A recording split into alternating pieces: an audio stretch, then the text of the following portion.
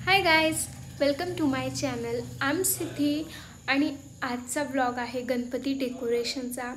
So उद्या आहे गणेश चतुर्थी आणि हा आहे फायनल लुक. हा पूर्ण कंप्लीट हे सेटअप कसं केलं आहे याचा मी व्हिडिओ बनवलेला आहे. मी आले माझ्या माहेरी गणपतीसाठी आणि इथे मी गणपती डेकोरेशनसाठी माझ्या भावाची मदत करते. तर सगळ्यात आधी तुम्हा सर्वांना गणेश चतुर्थीच्या खूप खूप शुभेच्छा. जोपर्यंत तुम्ही हा व्हिडिओ बघाल तोपर्यंत ऑलरेडी गणपती आलेले असतील. तर सर्वात पहिलं ही जी वॉल तुम्ही पाहत होते, जिथे खिडकी होती तिथे आम्ही एक चादर लावून घेतलेली आहे दोन्ही साईडनी खेळ ठोकून.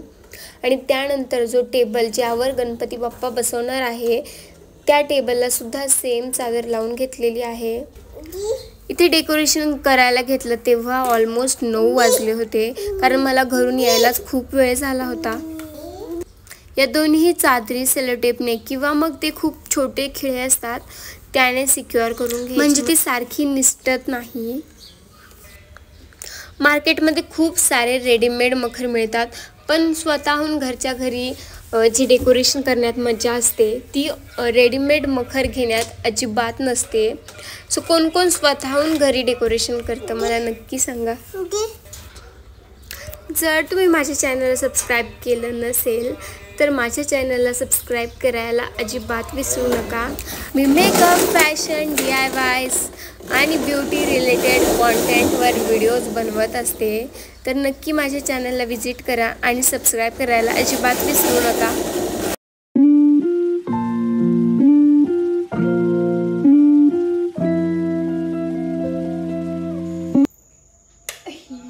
ही एक लाईट आहे